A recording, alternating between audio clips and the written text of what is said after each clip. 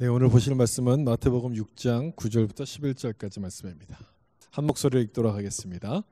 그러므로 너희는 이렇게 기도하라. 하늘에 계신 우리 아버지여, 이름이 거룩히 여김을 받으시오며 나라가 임하시오며 뜻이 하늘에서 이루어진 것 같이 땅에서도 이루어지이다. 오늘 우리에게 일용할 양식을 주시옵고. 아멘. 우리 앉으실 때 말씀에 은혜 받으세요. 인사하면서 앉도록 하겠습니다. 말씀에 은혜 받으세요. 아멘. 오늘 또 헤비 레인이 내리는 가운데서도 우리 예배드리러 오신 여러분 감사하고요. 하나님의 은혜 가운데 큰 축복이 있기를 주님의 이름으로 축복합니다. 또 설교하기 전에 또 기도도 또 목사님이 아주 뜨겁게 잘해주셨는데 제가 설교할 내용을 다 기도로 말씀해 주셔서 그냥 힘이 납니다. 예. 오늘 제목은 일용할 양식을 우리에게 주소서라는 제목으로 말씀 나누겠습니다.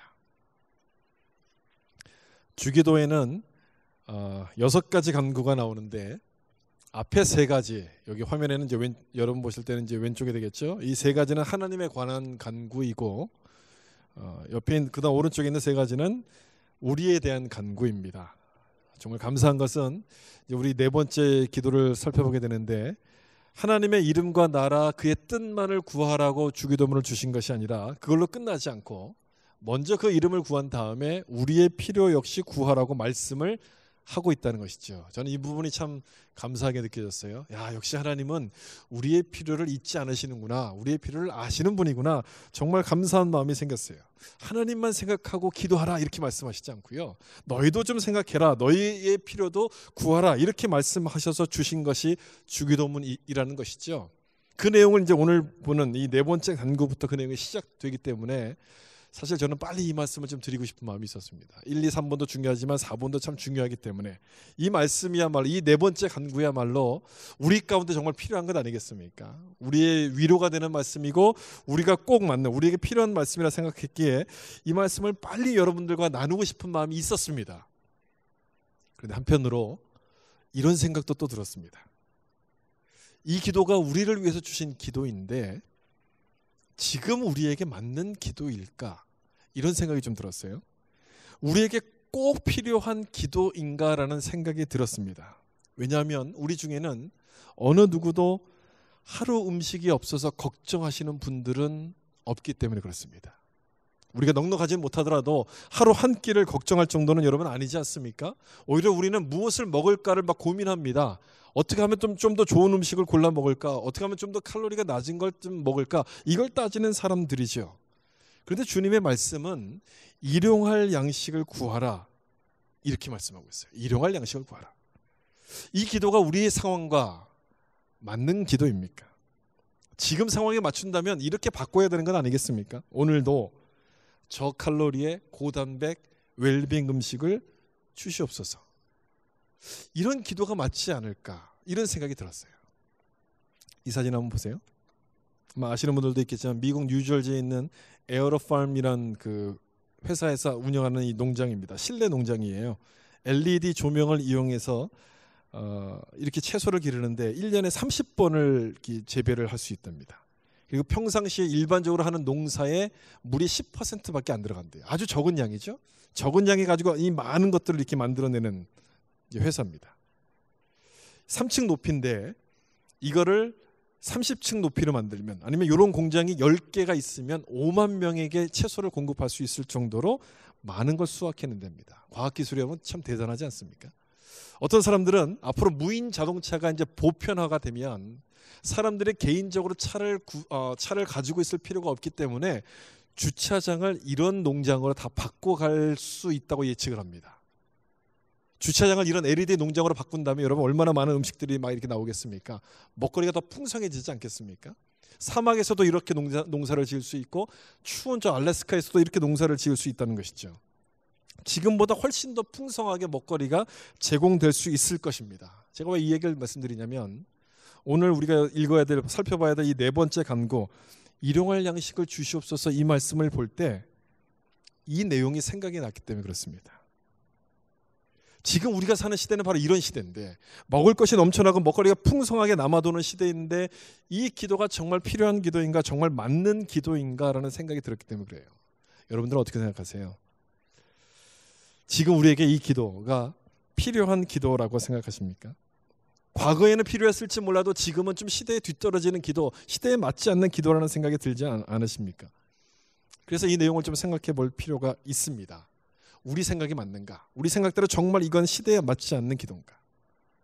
지금까지 주기도문을, 우리 주기도를 살펴보면서 묵상하면서 느꼈던 것은 짤막한 기도문 속에 엄청나게 많은 양이 담겨져 있다는 것이죠. 저도 설교를 하면서 놀랬고 여러분 설교를 들으시는 여러분들도 아마 그렇게 느끼셨을 겁니다. 따라서 오늘 살펴보게 되는 이 네 번째 간구 안에도 우리가 미처 생각하지 못했던 또 다른 의미가 있을 것이다 라고 생각하고 이 말씀을 묵상해 보면 이 시대 가운데 우리에게 주시는 의미가 무엇인지를 좀 찾아낼 수가 있을 겁니다. 그리고 정말 우리가 생각하는 그런 기도가 아니라는 것을 아마 느낄 수가 있을 겁니다. 그런 생각을 가지고 다시 한번 이 말씀을 보세요. 오늘 우리에게 일용할 양식을 주셨고 이 기도문에 담겨있는 의미가 뭐겠습니까? 세 가지로 좀 정리할 수 있는데요. 첫 번째는 나의 존재를 설명하고 있는 기도입니다. 일용할 양식을 구하라는 것은요, 지금 이 시대가 먹을 게 남는다 할지라도 여전히 우리 가운데 필요한 기도이기 때문에 말씀해 주신 것이죠. 예수님 당시만 필요한 것이 아니고 지금도 우리 가운데 필요한 기도라는 겁니다. 일용할 양식을 주소서. 영어로 보면 give us라고 되어 있어요. give us today. give me라고 되어 있는 기도예요. 주소서의 기도를 예수님께서 우리에게 가르치고 계시는데 그런 기도를 가르친다는 것은 우리가 어떤 존재이기 때문에 이런 기도를 가르치는 겁니까? 우리는 받아야 되는 존재라는 것이죠. 다시 말하면 넉넉한 자가 아니라 부족한 자라는 것을 말하는 겁니다. 아까 불렀던 찬송처럼 우리는 아무것도 할 수 없는 그런 자라는 것이죠. 그래서 이런 기도문을 우리에게 주신 거예요. 주소서의 기도. 주소서, give me의 기도는 우리가 그걸 좀 알라고 우리 가운데 이렇게 가르쳐 주시는 그런 기도라는 것입니다. 넉넉한 사람과 넉넉지 못한 사람의 차이는 이런 말에서 나타날 겁니다. 넉넉한 사람은요, 밥 먹고 계산할 때 keep the change 이런 얘기를 합니다. 잔돈은 그냥 가지세요. 잔돈은 괜찮습니다. 필요 없습니다. 그냥 가지세요. 이렇게 이야기하지만 넉넉지 못한 사람은 뭐라고 이야기합니까? give me change라고 얘기해요. 잔돈 주세요. 잔돈 거슬러 주세요. 보통 이렇게 얘기해요. 쇼핑하다 마음에 드는 물건이 있다고 하면 넉넉한 사람 같으면 당당하게 지갑을 딱 꺼내서 how much라고 물어볼 거예요. 넉넉하지 못한 사람은 give me a discount. 깎아 주세요. 이렇게 얘기할 거예요. 그런데 여러분 주기도문을 잘 보시면 예수님께서 뭐라고 가르쳐 주시냐면 영어로 잘 보세요. how much라고 얘기하지 않고요. give us라고 가르쳐 줍니다. give me, 주세요라고 우리 가운데 가르쳐 주고 있어요. 저는 이 한마디가 give me라는 이 한마디가 우리가 과연 어떤 존재인지를 설명해 주는 말씀이라고 생각해요. 우리가 어떤 존재인지가 여러분 느껴지지 않습니까? 우리는 넉넉한 존재가 아니고요. 받아야만 되는 존재라는 거예요. 부족한 게 너무너무 많아서 받지 않으면 안 되는 존재라는 것을 알려주시는 말씀이에요. 비워야 산다는 말이 있습니다. 몸을 건강하게 유지하려면 비워야 되고 마음의 행복을 위해서도 우리가 많은 것을 비워야 된다고 이야기합니다. 맞는 말이죠. 채우고 또 채워도 우리는 그 안에서 만족을 누릴지 못할 때가 있고 허전할 때가 참 많습니다. 채우기보다는 비우고 움켜진 것을 내려놓을 때 행복해지는 게 맞습니다. 맞아요. 맞는 말이에요. 그러나 이 비움을 말한다는 것은 이 점이 중요해요. 비움을 말한다는 것은 채움을 전제로 하고 있다는 것이죠. 이 점이 참 중요한 부분이에요. 채워져 있으니까 여러분 비우라는 것 아니겠습니까? 다이어트를 생각해 보세요. 다이어트는요, 배가 부를 때 하는 이야기지 배가 고파 보세요. 다이어트의 다자도 생각나지 않습니다. 채워져 있으니까 비우라는 말이 나오는 것이죠. 따라서 이 비워야 산다는 말은 반대로 우리가 채워져야만 되는 존재라는 것을 의미하는 겁니다. 우린 비움보다 채움이 더 필요한 사람들이고 받아야만 되는 존재라는 것이죠. 그래서 이 기도를 가르쳐 주신 거예요. 일용할 양식을 주시옵소서. 이 기도를 드릴 때마다 기억하라는 것입니다. 뭘 기억해야 됩니까? 우리는 받아야만 되는 존재, 하나님이 없으면 안 되는 존재, 아무것도 못하는 존재라는 것을 기억하라고 주시는 말씀이에요. 그리고 또 이 기도는 이런 뜻이 이 안에 포함되어 있습니다. 하나님이 누구신가를 가르쳐 주는 기도예요. 일용할 양식을 누구에게 구하도록 되어 있습니까? 주기도문은요. 첫 시작이 하늘에 계신 우리 아버지예요. 하나님께 일용할 양식을 구한다는 얘기는 하나님이 어떤 분이라는 설명인가? 하나님은 우리에게 주시는 분이라는 얘기죠. 우리에게 채워주시는 분이라는 얘기예요. 나의 부족함이 부족해지지 않도록, 나의 부족하지 않도록 모든 것을 공급해 주시는 분이란 뜻입니다. 여러분, 나의 부족함을 공급해 주시는 분이라고 생각할 때 뭐 지금 떠오르는 게 없습니까? 이런 말이 좀 떠오르지 않습니까? 여호와는 나의 목자시니 내게 부족함이 없으리로다. 이런 성경 말씀이 떠올라요. 주기도의 첫 번째 간구는 하나님의 거룩한 분임을 고백합니다. 두 번째 간구는 하나님의 나라, 하나님이 왕 되심을 고백하는 내용이고, 지금 살펴보게 되는 이 네 번째 간구는 그러면 하나님이 어떤 분이라는 고백이겠습니까? 일용할 양식을 주시옵소서라고 기도하고 있는 그 하나님은 어떤 분이라는 고백이겠어요? 나의 필요를 채우시는 공급자, 오직 하나님만이 나에게 공급자가 되십니다는 고백을 이 기도를 통해서 드리게 된다는 거예요. 만약 땅 부자인 우리 할아버지가 우리의 필요를 채우시는 공급자라면 주님은 틀림없이 너 할아버지에게 가서 구하라 이렇게 말씀하셨겠죠. 천지신명이 우리의 필요를 채우는 공급자라면 아침마다 정한수를 떠놓고 열심히 빌라고 주님이 가르쳐 주셨을 텐데, 주님은 그렇게 말씀하시지 않았습니다. 뭐라고 말씀하셨냐면 이렇게 말씀하셨어요. 하늘에 계신 우리 아버지. 누구에게 구하라고 말씀합니까? 하늘에 계신 아버지께 구하라고. 하나님께 두 손 모아서 하나님 나에게 좀 주세요. Give me, 하나님 나에게 주세요라고 말씀하라고 가르쳐 주셨어요. 하나님이 어떤 분이기 때문에 그렇습니까? 우리의 공급자이시기 때문에, 우리의 모든 부족과 비움을 채우시는 참된 공급자이시기 때문에 하나님께 구하라고 말씀하고 있는 것이죠. 시편 23편 1절 말씀 보세요. 우리 이 말씀 같이 한번 읽어볼까요? 여호와는 나의 목자시니 내게 부족함이. 사람이 지은 시 가운데 가장 아름답다고 하는 시가 시편입니다. 이건 교회 다니는 사람뿐 아니라 교회 다니지 않는 사람들도 다 동의하는 바예요. 시편을 가장 아름다운 시라고 얘기하는데 그 중에서도 가장 아름다운 시를 꼽으라면 바로 이거죠. 시편 23편이죠.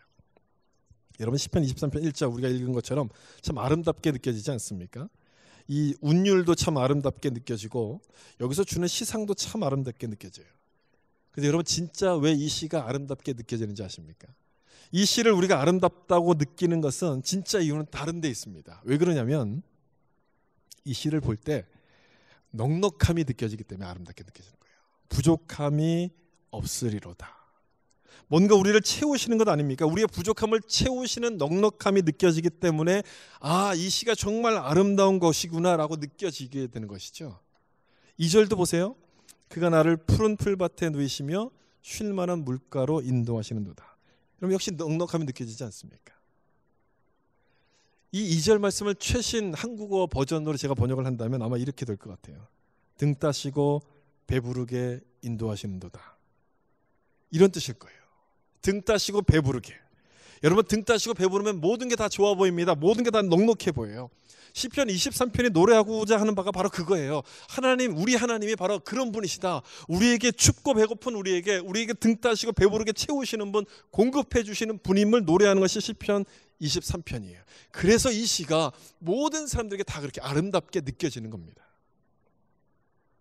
하나님이 우리의 공급자 되심을 노래하시기 때문에, 우리의 필요를 채우시는 넉넉한 분이심을 노래하시기 때문에 이 시가 아름답게 느껴지는 것이고, 우리도 그것을 믿고 있는 것이죠. 여러분도 그렇게 믿으십니까? 믿으시면 아멘 하시길 바랍니다. 하나님은 우리의 공급자 되시는 거예요. 우리가 받아야 되는 존재임을 하나님께서 아시기 때문에 친히 공급자가 되기로 말씀해 주신 거예요.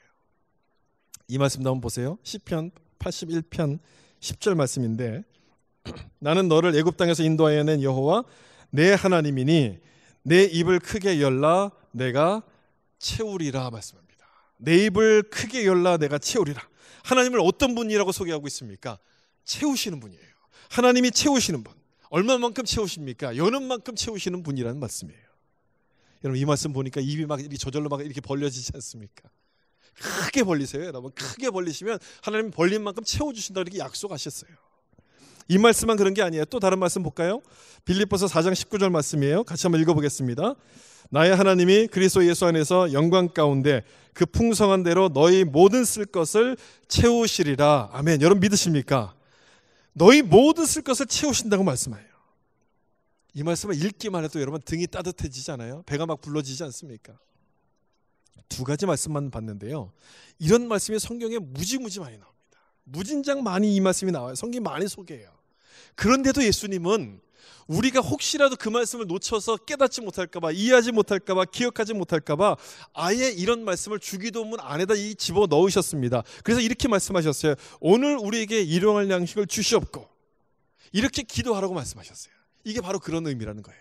하나님이 우리의 공급자가 되신다. 하나님이 너희를 채우시는 분이다. 넉넉히 채우시는 분이라고 말씀해 주신 거예요. 우리가 때를 써서 받아낸 기도문이 아닙니다, 여러분. 이건요, 우리가 때를 써서 얻어낸 기도문이 아니라 주님이 먼저 우리 가운데 가르쳐 주신 기도예요. 그러니 이 기도대로 기도한다면 주님께서 응답을 하시겠습니까? 안 하시겠습니까? 당연히 응답하시는 것이죠. 주님은 우리가 먹어야 되는 존재, 받아야 되는 존재를 아십니다. 그걸 아시는 주님께서 우리가 굶도록 그냥 내버려 두시겠습니까? 절대 그러실 리가 없어요. 우리의 필요를 모른 척 하시겠습니까? 그러실 리가 없죠. 틀림없이 채워주실 거예요. 틀림없이 공급해 주실 거예요. 그걸 믿고서 오늘도 일용할 양식을 구할 때 그 일용할 양식이 채워지는 놀라운 은혜가 우리 가운데 임하게 될 줄로 믿습니다.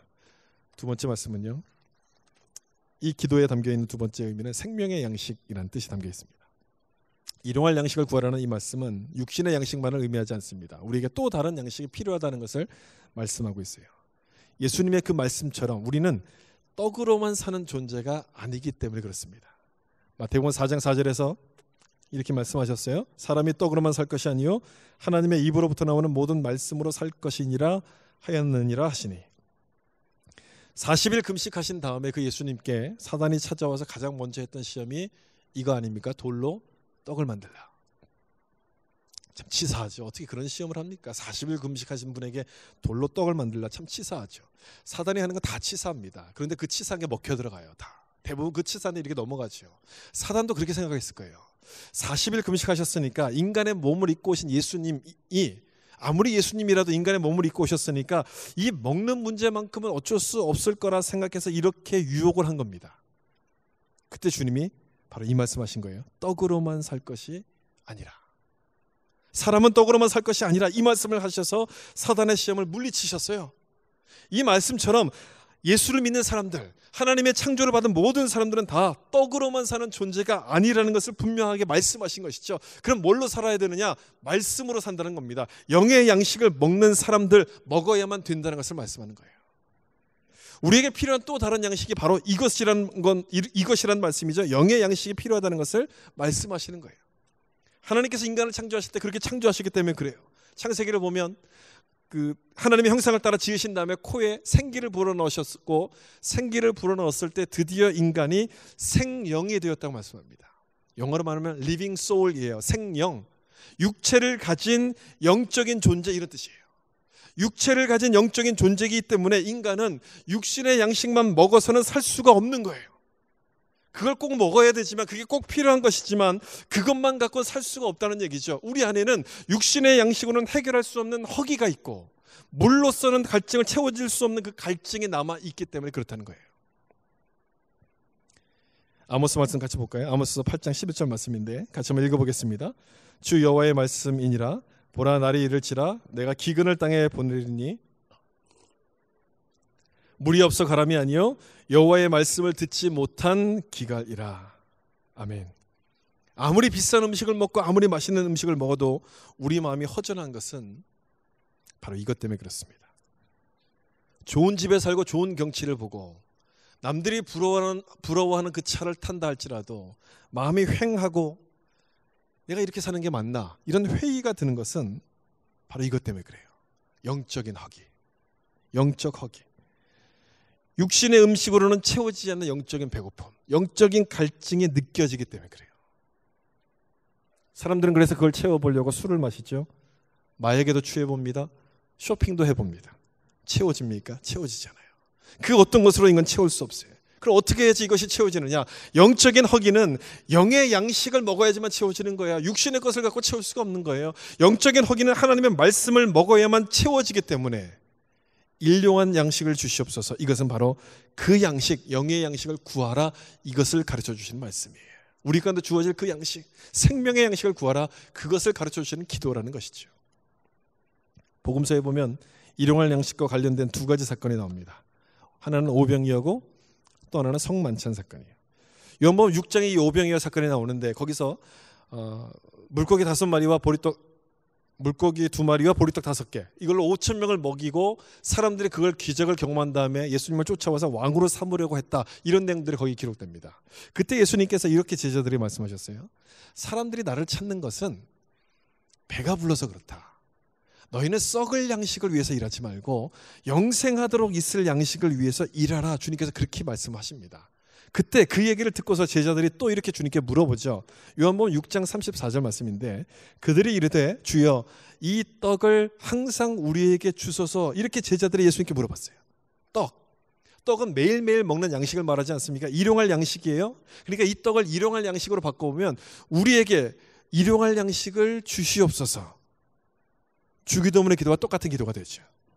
이렇게 제자들이 예수님께 물어봤을 때 이때 주님께서 대답하신 내용이 굉장히 중요합니다. 중요한 말씀하셨는데 요한복음 6장 35절에 같이 한번 읽어보겠습니다. 예수께서 이르시되 나는 생명의 떡이니 내게 오는 자는 결코 줄이지 아니할 터이요 나를 믿는 자는 영원히 목마르지 아니하리라. 아멘. 예수님이 자기 자신을 가리켜서 스스로 뭐라고 말씀하셨습니까? 생명의 떡. 생명의 떡. 떡이 매일 먹는 일용할 양식을 뜻하기 때문에 이 말씀은 그렇다면 주님 자신이 일용할 양식이 되신다는 뜻이에요. 주님이 바로 우리가 구해야 될 일용할 양식, 생명의 양식, 떡이 된다는 것을 말씀하는 거예요. 번역을 떡으로 했지만 우리는 매일 떡을 먹지 않습니다. 밥을 매일 먹잖아요. 그러니까 이 떡을 밥이란 말로 좀 바꿔서 보시면 좀 더 이해가 쉬울 거예요. 생명의 밥. 나는 생명의 밥이니. 우리는 밥을 먹어야지만 살 수 있는 자들입니다. 밥을 먹지 않으면 살 수 없기 때문에 이 밥을 곧 생명이라고 보통 이야기해요. 밥은 곧 생명입니다. 그런데 그 밥이 주는 생명은 일시적인 것이고 유한합니다.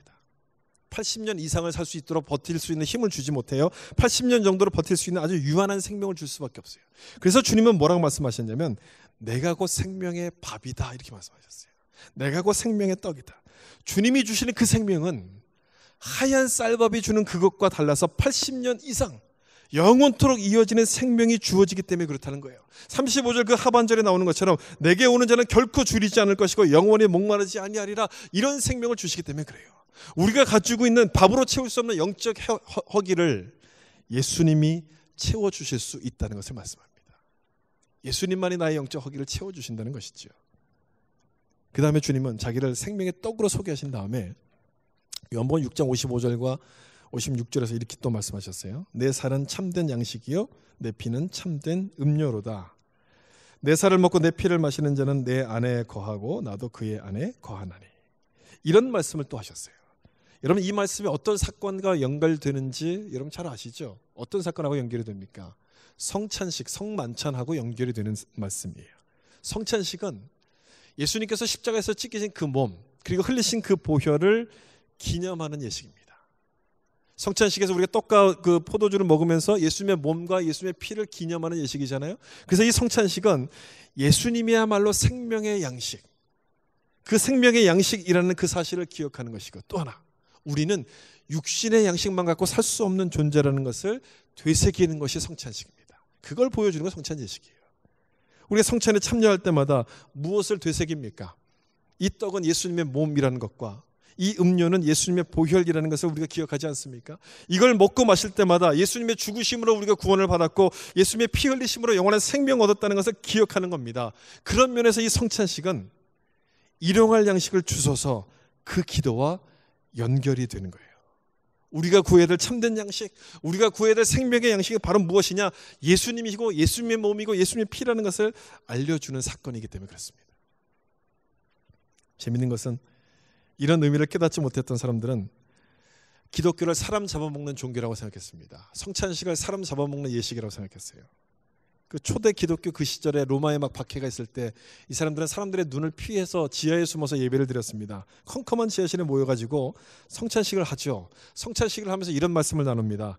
이 몸은 이제 내 몸을 먹고 내 피를 마시라. 내 살을 먹고 내 피를 마시라. 이런 말씀들을 나누면서 이 성찬식을 쭉 거행했어요.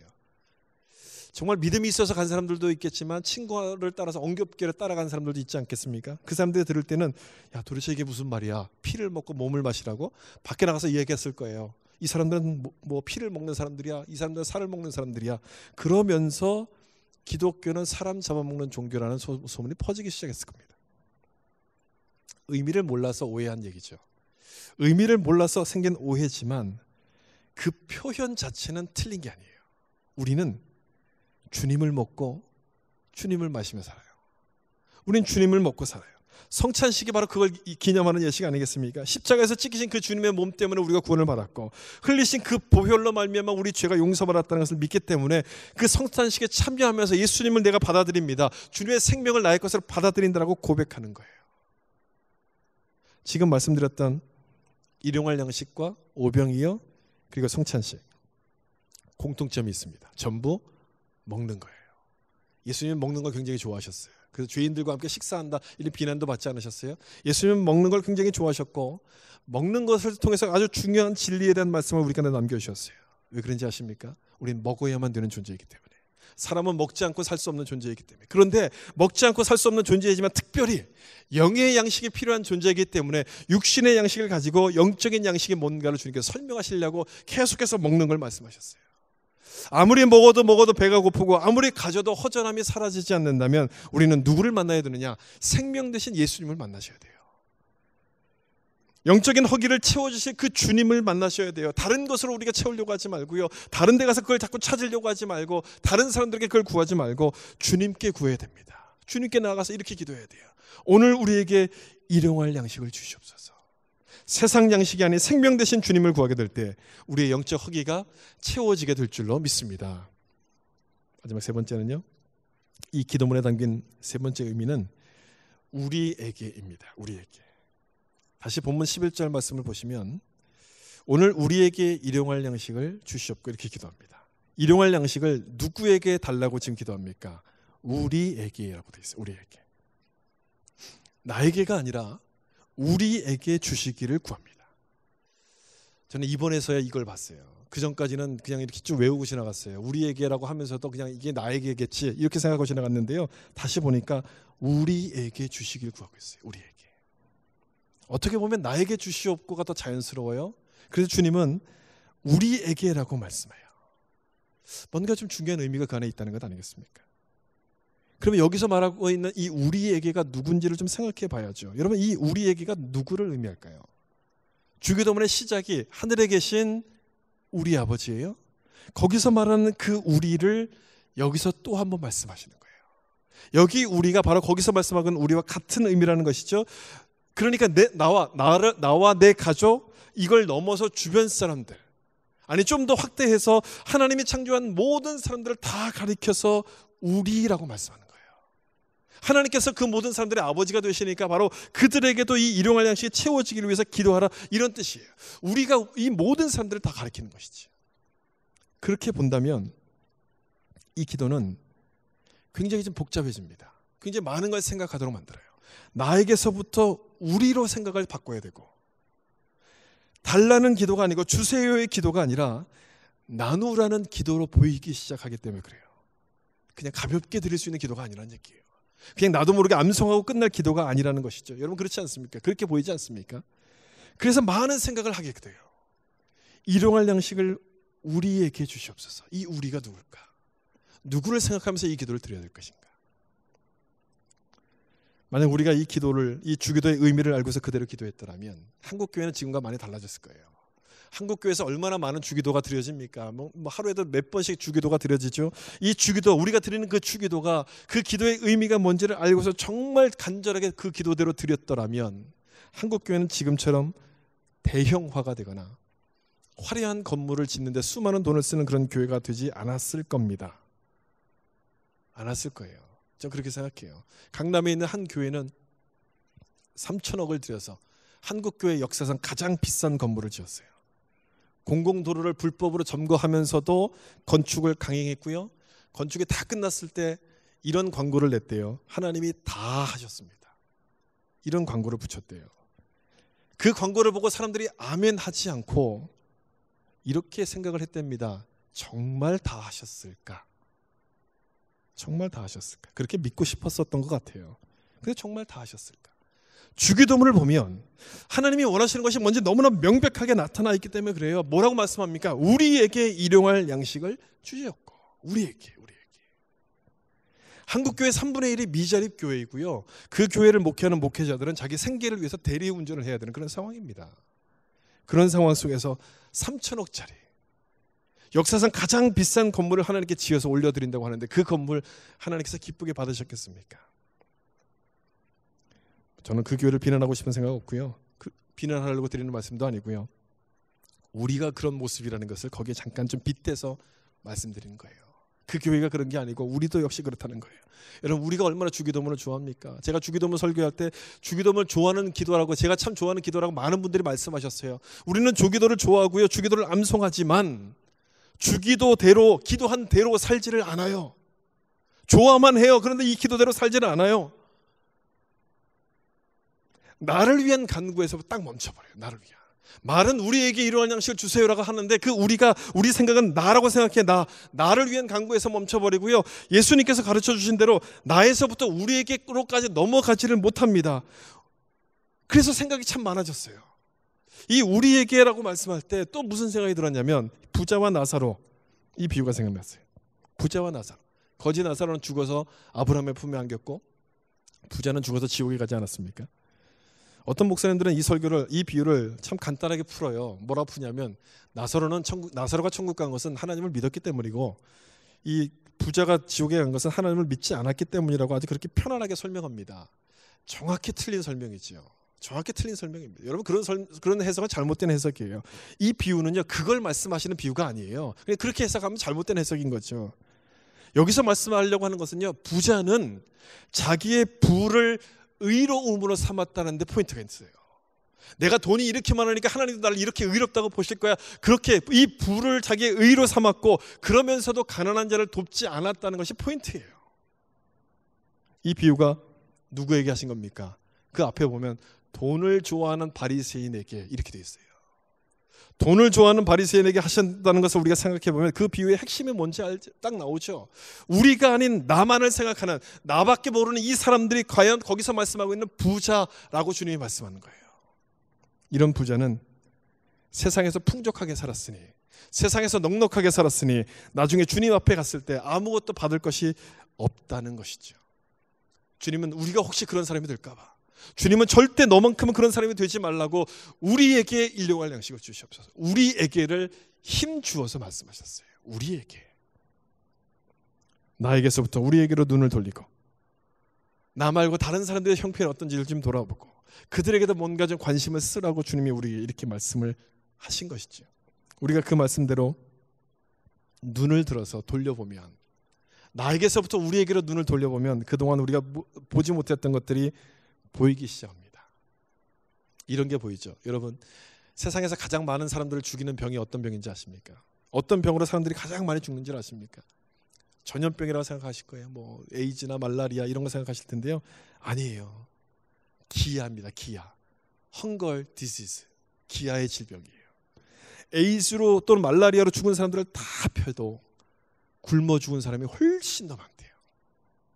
지금도 5초에 한 명씩이 죽고 아사하고 세계 인구 7명 중 1명은 굶은 채로 잠을 자고 있다고 합니다. 이런 얘기 들으면 참 불편하죠. 참 불편해요. 근데 엄연한 사실이에요. 지금도 벌어지고 있는 일이에요. 우리가 불편하다고 해서 외면한다고 그것이 사라지는 게 아니고요. 우리가 안 본다고 해서 그것이 없어지는 일이 아니에요. 여전히 있는 문제예요. 왜 그 사람들이 굶을까? 게을러서 그렇다, 일하지 않아서 굶는다고 이야기 많이 하는데요. 그 사람들이 굶는 것은 식량이 부족해서 굶는 게 절대 아닙니다. 그렇지 않아요. 전 세계적으로 보면 식량은 충분한데 그 충분한 식량을 제대로 나누지 않아서 굶는 거예요. 내가 자꾸 움켜쥐고 있어서, 안 놔서, 더 많은 것을 투자하기 위해서 이걸 묻고 있어서, 그래서 이 사람들이 굶어 죽는 거예요. 모두가 다 아는 그 비밀 아닙니까? 공공연한 비밀이에요. 이것만 봐도, 이 사실 한 가지만 봐도 주님께서 왜 일용할 양식을 우리에게라고 말씀하셨는지, 나에게가 아니고 우리에게라고 말씀하신지가 딱 드러나죠. 우리의 눈을 들어서 나에게서부터 우리에게로 눈을 돌리기 시작한다면, 그래서 내가 가진 것을 조금씩 그들과 나누기 시작한다면 허기진 사람들의 배를 다 채울 수 있기 때문에 이것을 말씀하시는 것이죠. 앞에서 일용할 양식이 오병이어와 연결된다고 말씀드렸어요. 다시 오병이어를 좀 생각해 보세요. 이 오병이어는 주님께서 우리를 먹이신다는 것을 말씀해 주시는 사건이에요. 주님이 우리를 먹이신다. 근데 그게 전부가 아니에요. 거기서만 딱 멈추시면 안 돼요. 그게 아니라 또 다른 사실을 알려주시는데 오병이어는 내 것을 내놓을 때 일어난다는 것을 말씀합니다. 내 것을 내놓을 때. 만약 도시락을 가졌던 그 소년이 자기 도시락을 자기만 먹겠다고 숨겼더라면 오병이어의 기적이 일어났을까요? 아마 일어나지 않았을 거예요. 그래서 이 오병이어는 일종의 그 씨앗과 같아요. 씨앗. 여러분 옥수수 하나를 심으면 그 한 알로부터 해서 수백 알이 이렇게 맺히는 열매들이 맺혀지지 않습니까? 그것처럼 주님은 이 오병이어 하나를 가지고 수천 명을 먹이셨어요. 그 한 아이가 먹어야 될 한 사람의 일용할 양식이 수천 명이 먹을 수 있는 일용할 양식으로 달라진다는 것을 보여준 거예요. 오병이어 사건이. 언제 그렇게 되느냐? 내 것을 내놓았을 때. 나만 먹겠다고 감추지 않고 내 것을 내놓았을 때 주님은 그걸 받으셔서 우리에게 일용할 양식이 되도록 하나님께서 기적을 베풀어 주시는 거예요. 우리에게 모든 사람이 먹을 수 있도록 만들어 주시는 거예요. 목사님 말이 쉽지 현실적인 문제는 생각 안 합니까? 그러다 나는 어떻게 살려고 그런 말을 말씀하십니까? 그렇게 말하는 분도 계시겠죠. 그래서 여러분 필요한 게 뭐냐? 하나님에 대한 신뢰가 필요합니다. 하나님에 대한 신뢰가 그래서 필요해요. 다시 이 기도를 보세요. 다시 이 기도를 보시면 얼마치 양식을 구하라고 여기 되어 있습니까?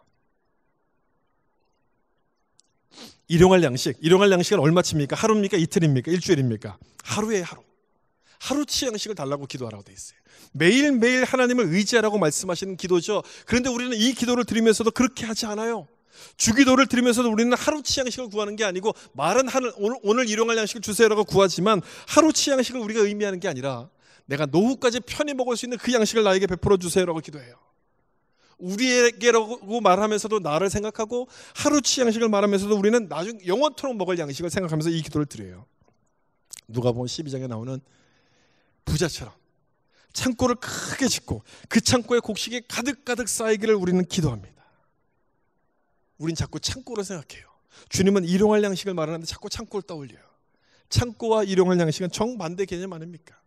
정반대 개념인데도 우리는 같은 걸로 자꾸 생각해요. 여기서부터 여러분 문제가 생기는 거예요. 그러니까 왜 하나님 나에게 안 주십니까? 이런 기도가 나오는 것 아니겠습니까? 불평이 나오는 것 아니겠어요? 주님은 우리에게 창고를 구하라고 말씀하신 적이 없어요. 창고가 아닌 일용할 양식을 구하라고 말씀하고 있어요.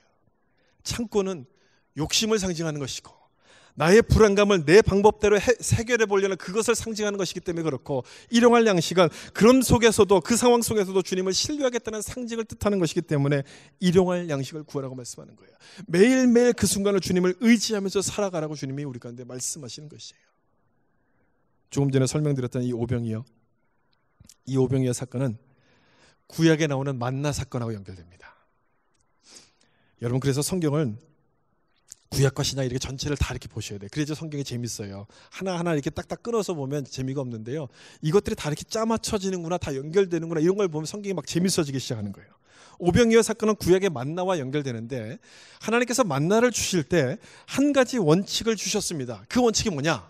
이 만나를 오늘 받은 만나를 오늘 다 먹어야 되고 내일까지 남겨둬서는 안 된다. 이런 원칙이에요. 만나를 남겨두지 말라 이 원칙을 주셨어요. 남겨두지 말라. 유비무환을 배우면서 자란 우리들은 이 말씀이 참으로 이상하게 보여요. 우리는 뭐든지 준비하고 뭐든지 그걸 완벽하게 해놔야지 우리가 마음이 든든하지 않습니까? 그런 속에서 자란 우리들에게는 이 말씀이 참으로 이상해. 아무것도 남겨두지 말라. 왜 이런 말씀하셨을까? 더구나 그 사람들 이스라엘 백성들은 지금 광야에 살고 있지 않습니까? 광야에 있어요. 광야에 먹을 게 어디 있습니까? 아무것도 없잖아요. 그런 사람들에게는 조금이라도 남겨두는 것이 더 좋은 건데 그 광야에 있던 이스라엘 백성들에게 남겨두지 말라고 말씀하셨어요. 무슨 뜻이에요? 무슨 뜻입니까? 하나님만 의지하라는 거예요. 하나님만 의지하라는 거예요. 매일 매 순간 걱정하지 말고 염려하지 말고 하나님께서 채워주실 것을 믿고 하나님을 신뢰하라는 그 말씀이에요. 이렇게 하나님을 신뢰하게 된다면 매일매일 먹을 것을 주실 것을 우리가 의지하고 하나님을 신뢰한다면 내 도시락을 내놓을 수 있겠습니까? 없겠습니까? 있죠. 과감히 주님께 드릴 수 있는 거예요. 내 것을 주님께 드리게 되고 나누게 되고 주님은 그것을 가지고 오병이어의 기적을 일으키셔서 우리에게 필요한 일용할 양식을 나눠줄 수 있도록 만들어 가시는 거예요. 그러므로 이 기도가 하나님을 신뢰하는 기도이고 나에게서부터 우리에게로 바라보는 기도임을 아는 사람들은 정말 그런 기도라는 것을 믿는 사람들은 적어도 두 가지를 하셔야 돼요. 두 가지. 첫 번째, 검소하게 살면서 삶의 규모를 줄여가셔야 됩니다. 가만히 생각해 보면 우리가 겪는 많은 문제들은요, 없어서 생기는 것보다는 많아서 생깁니다. 너무 많아서 생겨요. 성인병 같은 경우 그렇지 않습니까, 여러분? 성인병은 너무 많이 먹어서 생겨요. 열량이 너무 많아서 생기는 병이에요. 그것처럼 우리 삶에도 벌어진 많은 이유들, 많은 문제들이 없어서 생기지 않아요. 많아서 생깁니다. 없으면요, 더 가족이 화목해져요. 서로 서로를 위해서 더 많이 배려해요. 근데 많으면요, 서로 싸웁니다. 더 많이 가지려고 싸워요. 그러므로 규모를 줄여가는 것이 필요해요. 아직도 일용할 양식이 없어서 힘들어하는 사람이 있구나라는 것을 기억하면서 내가 좀 더 검소하게 삶의 규모를 좀 줄여갈 필요가 있어요. 어떤 책에서 삶의 규모를 줄이는 방법에 대해서 참 재미있게 소개하는 내용을 봤어요. 식량 문제를 연구하는 학자들은 그 기아 문제에 대한 해결 방법으로 고기를 적게 먹어야 된다, 이렇게 주장들을 한다고 합니다. 고기를 적게 먹어야 된다. 유럽과 북미에서 먹는 그 고기량만 좀 줄여도 사료용으로 쓰는 그 많은 곡물을 양식으로 돌릴 수 있기 때문에 기아 문제가 해결된다는 거예요. 사실 이 북미죠, 미국에서 이 재배하고 있는 이 곡식 면적이요, 우리가 사람이 먹는 곡식을 재배하는 그 밭의 면적보다 사료용으로 쓰는 곡물을 재배하는 밭의 면적이 훨씬 커요. 그러니까 그러니까 우리가 고기 소비를 줄이면 이게 줄어들면서 이쪽을 양식을 먹는 그 농토로 바꿀 수 있지 않겠습니까? 그러면서 기아 문제가 줄어들 수 있다라고 이야기하면서 채식을 해야 된다, 이렇게 얘기를 합니다. 채식이야말로 내 규모를 줄이는 방법이고 세상을 위해서 내 것을 나눌 수 있는 아주 좋은 방법이라고 소개하는 내용을 제가 읽었어요. 그러면서 채식, 저는 고기를 안 먹으면 쓰러지는 사람이기 때문에 이게 참 어렵다. 채식 어려운데 줄이는 것만큼은 좀 시도해 볼 수 있을 것 같아요. 줄이는 거, 매일매일 고기를 먹었다면 뭐 이틀에 한 번씩 먹는 거, 이런 거. 여러분, 제가 한 가지 예로 그냥 말씀드린 거예요. 이건 한 가지 예로 말씀드렸지만, 나부터 삶의 규모를 조금씩 줄여간다면, 그래서 우리에게 필요한 그 양식들을 다른 사람들에게 나눠준다면, 정말 그 하나님께서 예수님께서 기도하라고 말씀하신 것처럼 우리에게 필요한 이러한 양식들이 좀 채워지지 않겠습니까? 나를 통해서 그들 가운데 흘러가지 않겠습니까? 두 번째 또 한 가지 기억해야 될 것은, 그렇게 규모를 줄인 그것을 다른 사람들과 좀 나눠야 돼요. 어려운 이웃을 위해서 내 것을 좀 나눠야 돼요. 쉽지 않죠. 저도 쉽지 않은 거 압니다. 쉽지 않음에도 불구하고 말씀을 드린 것은 자꾸 들으셔야 돼요. 자꾸 듣다 보면 내가 언젠가는 이 말씀대로 실천할 수 있는 그 날이 오기 때문에 그래요. 자꾸 기억하셔야 돼요. 이 말에 대해서 반론 제기하시는 분들이 있을 겁니다. 내 걸 나눈다고 해서 가난이 사라집니까? 그 세상이 달라지겠습니까? 그렇게 말씀하시는 분도 있을 거예요. 맞아요. 세상이 달라지지 않아요. 가난이 없어지지 않아요. 그런데 한 가지 달라지는 게 있어요. 한 가지 달라지는 게 있는데 그게 뭐냐? 내 삶은 달라져요. 내 삶이 달라져요. 내 것을 나누기 시작하면 그동안 보이지 않았던 것이 보이기 시작해요. 욕심에 가려서 못 보던 것들이 보이기 시작합니다. 그러면서 기쁨이 내 마음에 생겨요. 마음의 허전함들이 사라지기 시작해요. 예수님이 생명이셨구나. 예수님이 보이기 시작하면서 예수님을 붙들기 시작해요. 예수님이 주시는 그 영적인 양식을 먹게 되고 영적 허기가 내 안에 가득가득 채워지게 돼요. 신기한 걸 경험하게 돼요.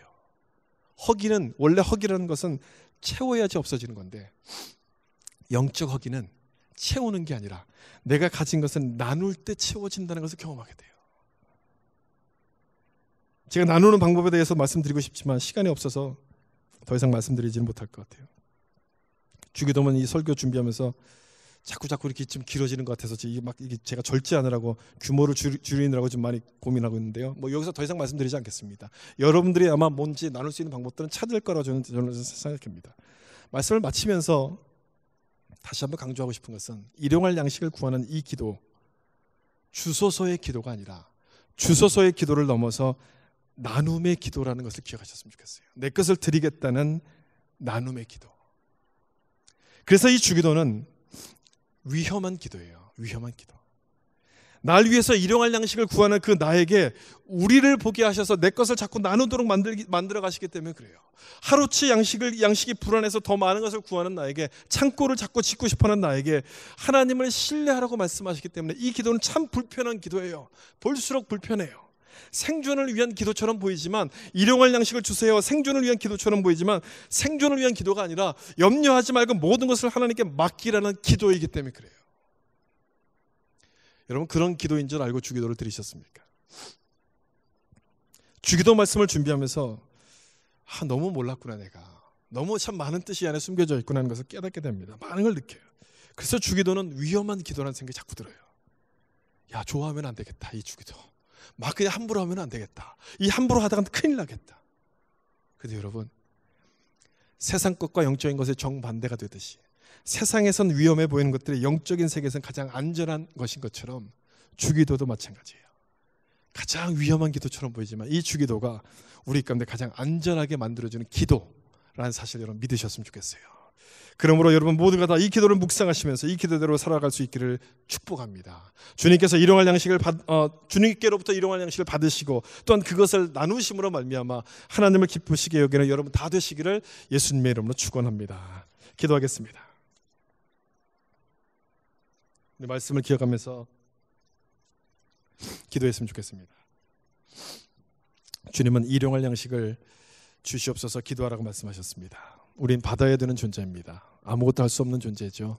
주님께 구해야 됩니다. 하나님 나에게 필요한 양식을 주시고 육신의 양식만이 아닌 생명의 양식 주님을 구하는 자가 되게 하셔서 영적인 허기 가운데 빠져서 이리저리 방황하는 자 되지 않게 하시고 예수님 주신 생명의 양식을 먹는 자 되게 하여 주시옵소서.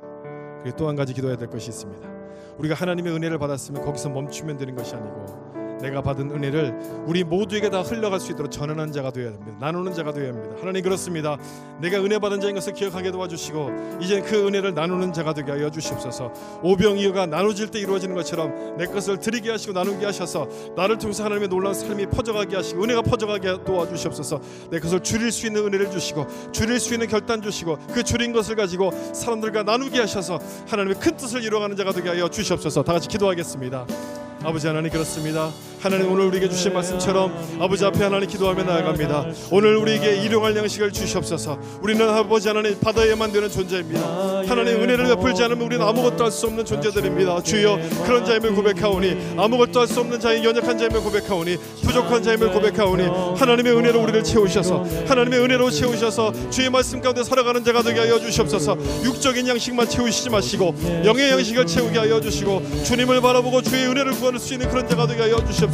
생명 대신 주님을 붙드는 거룩한 자들 되길 하나님 기도하고 원합니다. 그 예수님께 생명 있음을 붙들게 도와주시고 기억하게 하시고 그래서 하나님 육신의 양식뿐 아니라 예수님을 붙잡게 하여 주셔서 영적인 양식에 채워지게 하여 주셔서 영적으로 허기진 자들이 아니게 하시고 영적으로 방황하는 자들 되지 않도록 하나님 은혜를 베풀어 주시옵소서. 영적인 기쁨을 누리는 자가 되게 하시고 영적인 감사를 누리는 자가 되게 하여 주셔서 주님을 찬송하는 자가 되길 원합니다. 그 영적인 양식을 생명 대신 주님을 붙드는 그런 자가 되게 하여 주시옵소서.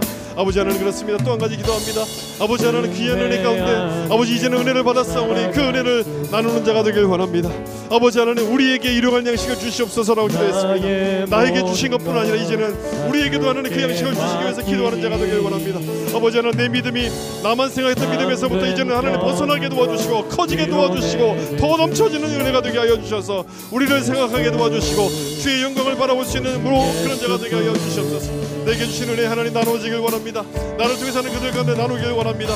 그걸 위해서 하나님 정말 하나님이 나에게 먹이시는 분이라는 그 신뢰를 주시고 믿음을 주시고 그래서 하나님 내 삶의 규모를 줄여가게 도와주시고 좀 더 검소하게 살게 도와주시고 그래서 하나님 거기서 남은 것을 통해서 이웃과 나누게 도와주시고 이웃과 나눔으로 말미암아 하나님 그들에게도 주의 은혜가 퍼져가게 도와주시옵소서. 우리 기도가 하나님 이렇게 달라지길 원합니다. 우리 기도가 하나님 이렇게 달라지길 원합니다. 주님 이런 모습으로 달라질 수 있도록 하나님 아버지 역사하여 주시옵소서.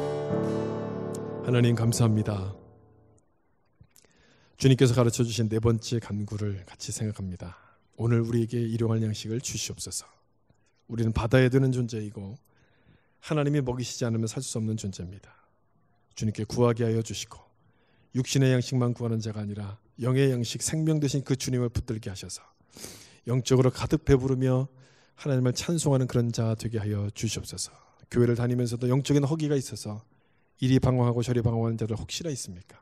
아직도 마음에 안정감이 없어서 하나님 이것저것 기웃거리고 다른 것으로 그 허기를 채우려고 하는 자들이 혹시나 있습니까? 주님 이 말씀을 통해서 예수님이 우리 생명 되시고 영의 양식 되심을 기억하게 하셔서 그 주님을 붙들므로 말미암아 모든 영적인 허기로부터 벗어나게 도와주시고 모든 영적인 갈증으로부터 하나님 해갈되는 놀라운 은혜가 저들 가운데 임할 수 있도록 도와주시옵소서. 주님만 붙드는 시간 되게 하시고 주님만 붙드는 귀한 믿음으로 살아갈 수 있도록 하나님 역사하여 주시고 은혜를 베풀어 주시옵소서.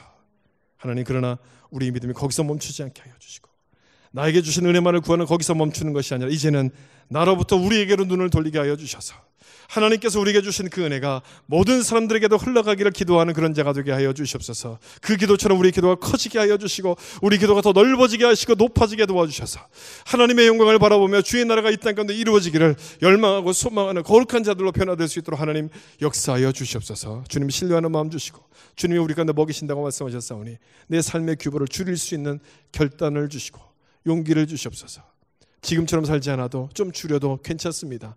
좀 줄여도 하나님 우리 넘어지지 않습니다. 망하지 않습니다. 좀 줄이게 하여 주시고 그 줄인 걸 가지고 우리 주변에 아직도 힘들어하는 사람이 있다면 하나님 그들과 나눌 수 있는 마음 주셔서 우리에게 주신 그 모든 것들이 많은 사람들에게 나눠짐으로 말미암아 오병이의 기적을 경험하게 하여 주시고 하나님이 채우시는 놀라운 은혜들을 경험하는 거룩한 하나님의 백성 되게 하여 주시고 말씀을 귀로만 듣는 것이 아니고 우리의 삶으로 실천할 수 있는 빛의 성도의 삶으로 다 바뀌어질 수 있도록 하나님 이번 한 주간도 역사하여 주시옵소서.